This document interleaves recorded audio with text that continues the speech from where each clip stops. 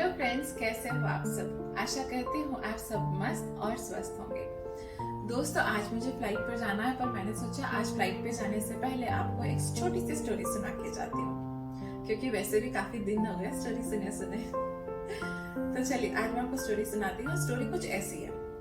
एक बार एक बूढ़ा पिता अपने आईएएस बेटा, जो एक डिस्ट्रिक्ट कलेक्टर की पोस्ट पर था, उसके चैम्बर में जाता है और उसके कंधे पर हाथ रख के उसको पूछता है, बेटा ये बताओ, इस दुनिया का सबसे शक्तिशाली इंसान कौन है। बेटा मुस्कुराते हुए कहता है, पिताजी मेरे अलावा और कौन हो सकता है इस दुनिया का सबसे शक्तिशाली इंसान। पिता को ये बात सुनकर बहुत दुख हुआ और उसकी आंखें छलछलाई। पिता ये सोच रहा था कि मेरा बेटा ये बोलेगा कि मेरे को इस योग्य बनाने वाला इंसान ही तो दुनिया का सबसे शक्तिशाली इंसान होगा, पर ऐसा नहीं। वो अपने बेटे का चैम्बर छोड़कर जाने लगा। जब उसके बूढ़े पिताजी उसका चैम्बर छोड़कर जाने लगे तो उन्होंने दरवाजे पर जाकर एक बार और उसको पीछे मुड़ के पूछा कि बेटा एक बार और बताओ, इस दुनिया का सबसे शक्तिशाली इंसान कौन है। तब बेटा मुस्कुराया और बोला, पिताजी आपके सिवा कौन हो सकता है। पिताजी कंफ्यूज हो गए।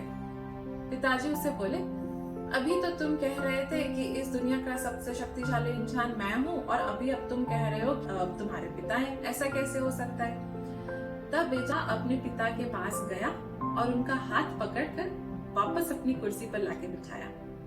और तब बेटा बोला, पिताजी जब आपने मुझे पहली बार प्रश्न पूछा था तब आपका हाथ मेरे कंधे पर था, इसीलिए मैंने कहा कि इस दुनिया का सबसे शक्तिशाली इंसान मैं हूँ, क्योंकि मेरे पिता का हाथ मेरे कंधे और सर पर है। लेकिन जब आपने दूसरी बार प्रश्न पूछा तो आप दरवाजे पर खड़े थे और तब आपका हाथ मेरे सर पर या कंधे पर नहीं था, इसीलिए मैंने कहा इस दुनिया का सबसे शक्तिशाली इंसान आप है, जिन्होंने मुझे इस योग्य बनाया और मैं इस पोजीशन पर हूँ।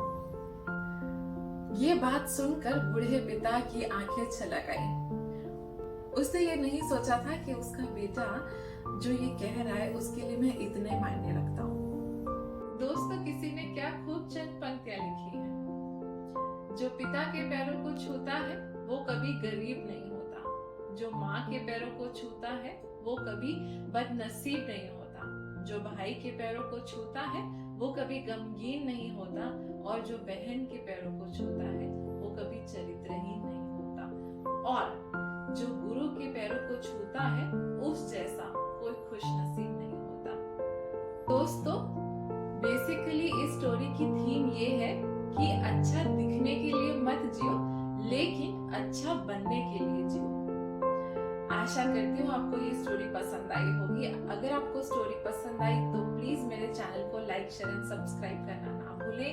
अगर आपको स्टोरी अच्छी लगी तो प्लीज कमेंट बॉक्स में जरूर लिखिएगा कि आपको स्टोरी कैसी लगी। और तब तक के लिए जय हिंद।